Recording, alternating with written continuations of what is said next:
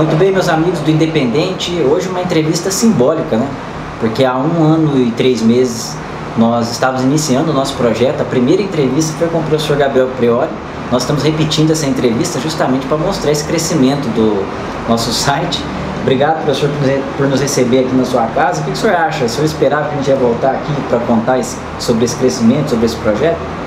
André, obrigado. É um prazer estar com vocês aqui de novo. Eu tenho muita satisfação de ver um projeto independente de jornalismo feito com muito empenho, garra e tal, está crescendo tão rapidamente quanto o Independente está. Eu estou muito feliz pelo sucesso de vocês e sei que é só o começo, tem muito sucesso pela frente. Professor, pela sua experiência, pelo que o senhor está achando do noticiário, como o senhor está vendo o comportamento da mídia corporativa com o governo Bolsonaro, que nem assumiu, mas já está apanhando muito da mídia? Como é que o senhor vê o comportamento aí da Rede Globo e da mídia corporativa? Quais as perspectivas que o senhor tem?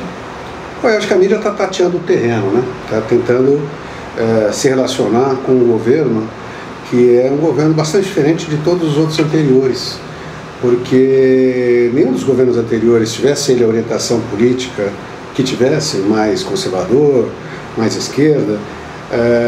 Todos esses governos tinham uma clara visão do papel, da importância da mídia, e a negociação a respeito do posicionamento, mais diretamente a mídia, que é a questão de recursos publicitários e como funcionaria esse mecanismo todo, era muito tranquila. Sempre foi discutido, né? Não importava qual era o governo que estava entrando, mas havia um certo modus operandi, né?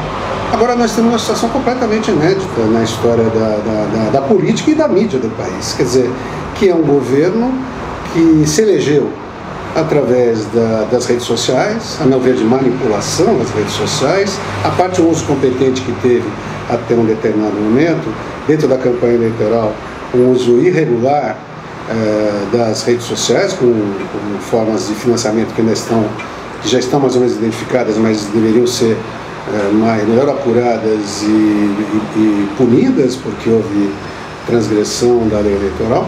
Mas enfim, um governo que se elegeu à moda Trump, quer dizer, numa ideia de fazer um contato direto com o eleitorado através de redes sociais, desdenhando do poder da mídia, ou tentando contornar o poder da mídia, tentando, na verdade, ficar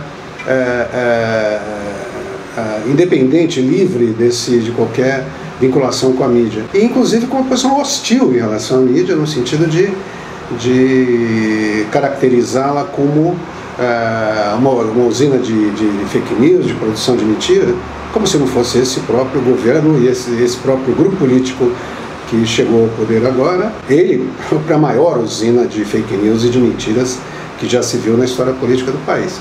Então é uma situação completamente nova, em que a mídia está tateando o terreno para saber como é que vai se colocar diante disso. Por um lado, nós temos essa situação agressiva do governo em relação à mídia, mas também tem um afinamento, um alinhamento de interesses e divisões em relação ao projeto econômico, por exemplo, do governo Bolsonaro e o da mídia, que são convergentes. Então, a mídia fica numa posição entre apoiar num aspecto, criticar em outros, morder aqui, assoprar ali. Está tateando o terreno, eu diria, né? Mas essa situação vai se aclarar rapidamente nos próximos meses e nós vamos ter, digamos, uma visão mais clara do padrão de cobertura que o conjunto da mídia vai exercer. O que o senhor achou do papel da mídia nas eleições de 2018? A mídia, fala-se que a mídia corporativa é liberal. Ela perdeu as eleições junto com o PSDB e o DEM? Olha, eu acho que ela ficou tão, na verdade, confusa. Na verdade, ela tinha uma posição clara, que já não é de agora, é de alguns anos, é o seguinte: a esquerda não pode ganhar, e basicamente o PT não pode ganhar, né? Então, assim, era a questão que o pacto era em relação a quem não deve ganhar ou quem não pode ganhar, isso estava claro. Acho que, de modo geral, a imprensa preferia uma alternativa de centro, basicamente uma alternativa do PSDB, com o qual ela tem, de modo geral, historicamente, um afinamento melhor. Mas se fosse um candidato, digamos, supostamente do DEM, ou se fosse um candidato do Partido Novo, se ele tivesse se viabilizado, se fosse, enfim, um candidato mais centrista, era uma preferência da mídia, do que investir, apoiar um candidato novo, outsider, de certa forma, vindo pelo campo da extrema-direita, que acabou sendo o vencedor, né? Então ela teve também, numa posição tão confusa e ambígua como está agora, ela teve ao longo da campanha eleitoral. Ela, acho que demorou para perceber o que estava acontecendo e se tinha interesse de eleger alguém que não fosse Jair Bolsonaro, demorou para agir em relação a isso e ser mais contundente na cobrança desse candidato, que se elegeu basicamente através de memes falsos no WhatsApp, sem dizer em momento algum o que ia fazer. Então o eleitorado deu um cheque em branco, comprou um candidato no escuro completamente. E esse é o presidente que vai ter, e cada dia que passar, as pessoas vão descobrir que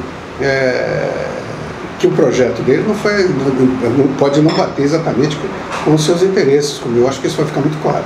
Professor, segunda vez que o senhor cita essa questão de fake news, né? Eu escuto muito das pessoas, elas acham que o fake news e as redes sociais hoje predominam, elegem pessoas. Não é um exagero dizer isso? Claro, tem peso, mas a mídia ainda também tem, a mídia corporativa e as estruturas tradicionais ainda tem muito peso na Tem, eu acho que tem, mas eu acho que assim, o peso das redes sociais, né? E particularmente no caso brasileiro, do WhatsApp, que é a mídia, digamos, dessas mídias digitais novas, desses aplicativos novos, o de maior capilaridade, maior penetração e também configurado de uma forma que é uma caixa preta, é muito difícil saber de fato exatamente, entrar nos grupos e poder monitorar qual é a informação que está circulando, o que tem de verdade e mentira.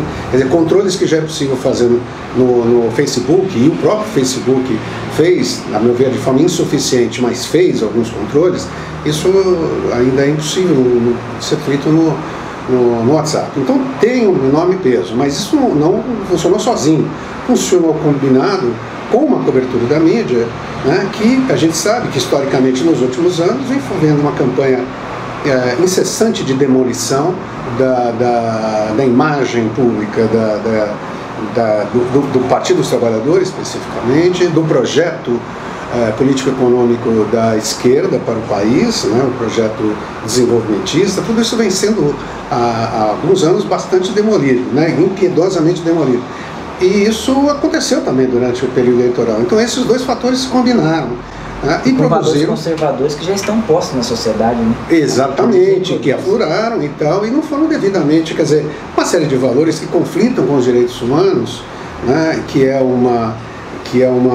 digamos, um balizamento, né, do qual a imprensa brasileira nunca se afastou, né, ela sempre foi fiel aos direitos humanos e continua sendo, mas ela foi bastante negligente em relação a isso, né, de não fazer uma crítica mais severa e não fazer campanha. Ela fez campanha intensamente contra o PT, contra o Lula, contra a Dilma, campanha mesmo, né? Campanha obstinada para inviabilizar, para derrotar, para favorecer a prisão, campanha. Essa mesma campanha ela não fez, por exemplo, destruir um candidato de extrema-direita, que agora é uma grande incógnita do país, o mundo inteiro perplexo sobre o que aconteceu com o Brasil, preocupado, e agora todo mundo preocupado com a situação, que, enfim, a mídia foi negligente em relação a esse aspecto. Agora, o que definiu a eleição mesmo na reta final foi, sem dúvida alguma, a estratégia digital, e foi operada por sistemas sofisticados de utilização de algoritmos e de manipulação mesmo de conteúdos através de memes, distribuição de vídeos e tal, numa enxurrada, num volume avassalador de informação falsa, de mentiras, de difusão de preconceitos, que evidentemente sensibilizaram muito o povo brasileiro e produziram uma onda, que foi uma onda de reta final, semana final, porque se você vê como eu trabalhei na eleição assessorando uma candidata, se você tinha um acompanhamento do que estava acontecendo, tomando o pulso da eleição no dia a dia, nada indicava que em diversos lugares a eleição terminaria como terminou.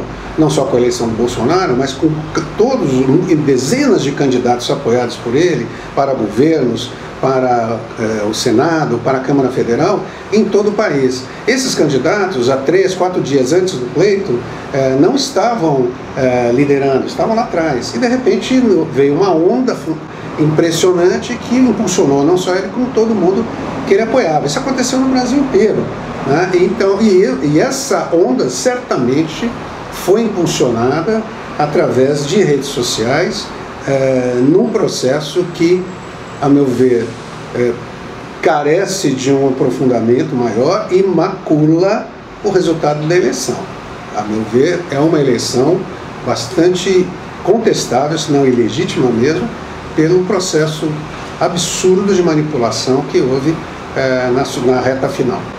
Além dessa questão da fake news, da manipulação que o senhor disse, e a impugnação da candidatura do Lula, o senhor considera o Lula um preso político? O senhor acha que foi um projeto político tirado da eleição? Tenho certeza disso. Acho que o Lula é um preso político, indiscutivelmente, não há outra forma de qualificar. O Lula está condenado num processo absolutamente frágil, sem provas claras e por